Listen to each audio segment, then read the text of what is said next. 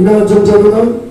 వారు తిరుగుబాటు చేయవారు కనుక వారు వినడంలో వినకపోయినను నేను సెలవిచ్చిన మాటలు నీవు వారికి తెలియజేయము. నరపుతుడా, వారు తిరుగుబాటును చేసినట్లు నీవు చేయక నీతో చెప్పు మాటలను విని నోరు తెరిచి నీవిచ్చు దాన్ని పూజించుము. చూడు, వారెందరూ తిరుగుబాటు చేస్తున్నారు, నువ్వు తిరుగుబాటు చేయక్కర్లా. వారందరూ ఎదురైతే మనసు ఉన్నది వాళ్ళ ఎదురాడక్కర్లా. నువ్వు విన్నా వెనకపోయినా నువ్వు తెలియపరచు. వాళ్ళలో ఉండద్దు, వాళ్ళలో మాట్లాడద్దు, వాళ్ళలో నువ్వు ముందుకు సాగటం. దేవుడు చెప్తున్న ప్రేమ ఏంటంటే, ఈరోజు వాగుతున్న వాళ్ళు వాగుతున్నారు. క్రైస్తవుడు మామూలుగా మనుషుల్లా జీవిస్తూ ప్రశాంతంగా ఉంటే రెచ్చగొట్టే వాళ్ళు ఎవడు? వాగువాళ్ళేగా. వాగుడు.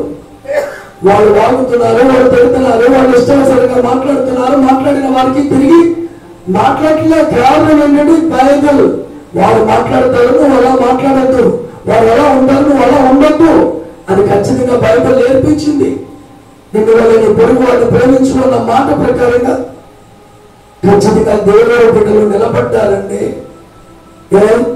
పొరుగుబాటు చేయడం దేవుడి పిల్లలకి తెలీదా?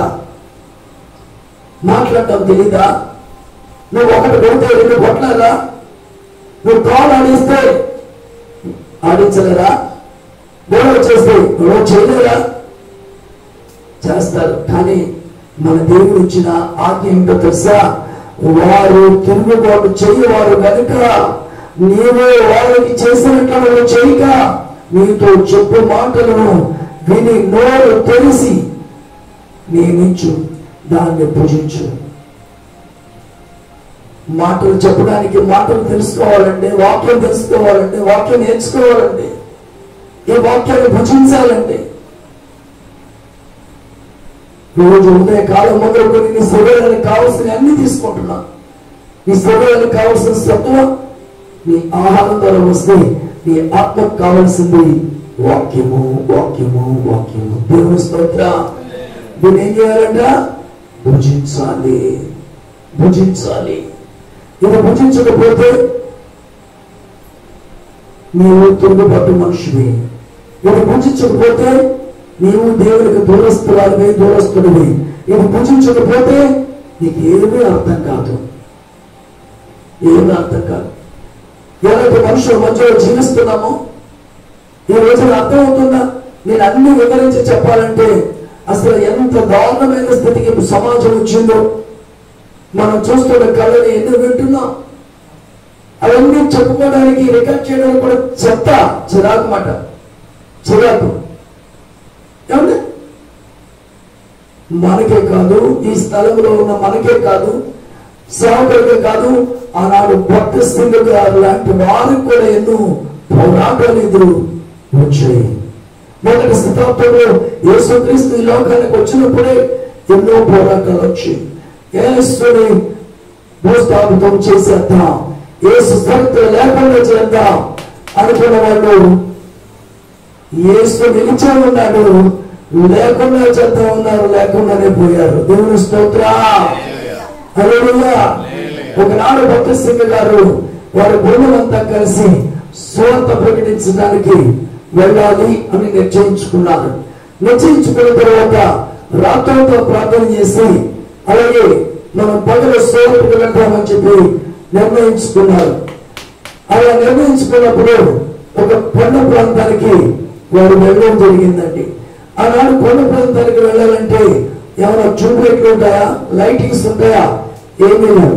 ఒక లాంతర్ పెట్టుకుని వెళ్ళేవారు. లాంతర్ అంటే ఇప్పుడు వ్యక్తులకి ఎవరికి కూడా తెలియదు. లాంతర్ అంటే ఇక సిమ్లీ ఉంటుంది, దాంట్లో కిరసనాలు పోసి ఆ ఒత్తు ఉంటుంది, ఒత్తు వెలిగించుకుని జాగ్రత్తగా దాన్ని పట్టుకుని దాని వెలుగులో వెళ్ళేవారు. వెళ్ళిన తర్వాత కొండ ప్రాంతంలో వారి టీం అంతా కలిసి ప్రార్థనకి సిద్ధపడ్డారు. సిద్ధపడుతుంటే ఆ రాత్రంతా తెల్లవారులో ప్రార్థన, ఒక పక్కన ప్రార్థన చేస్తూ ఉంటే ఒక పక్కన తేళ్లు వస్తున్నాయంట ఆ వెలుగుకి, ఒక పక్కన ప్రార్థన చేస్తుంటే చెవులు వస్తున్నాయంట ఒక పక్కకి, ఒక పక్కనే ప్రార్థన చేయటం, ఒక పక్కన వాటిని చంపడం, ఒక పక్కన ప్రార్థన చేయటం, ఒక పక్కన చంపడం.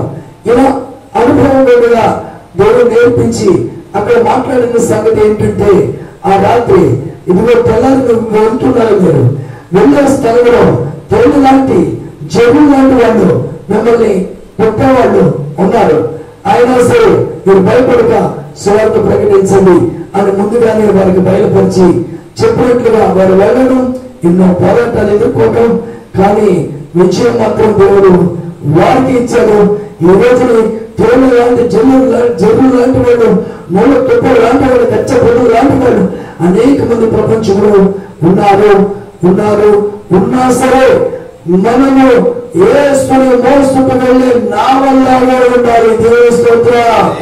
యేసుని మోసుకుని వెళ్ళే గాడిదల్లాగా ఉండాలి. వేస్తున్నాము వెనక్కి పోకూడదు, వెనక్కి వెళ్ళడానికి వీల్లేదు. అందుకే దేవుడు అంటున్నాడు, ఇస్తేను వాడు ఉన్నా వెళ్ళకపోయినా సరే నువ్వు చెప్పవలసిన పరిస్థితి నీకుంది. వాళ్ళు చేసిన తిరుగుబాటు నువ్వు చేయకూడదు. దేవుడి పిల్లలుగా మీరు మీ సంగతి ఏంటి అని చేసి మొదలుపెట్టాను.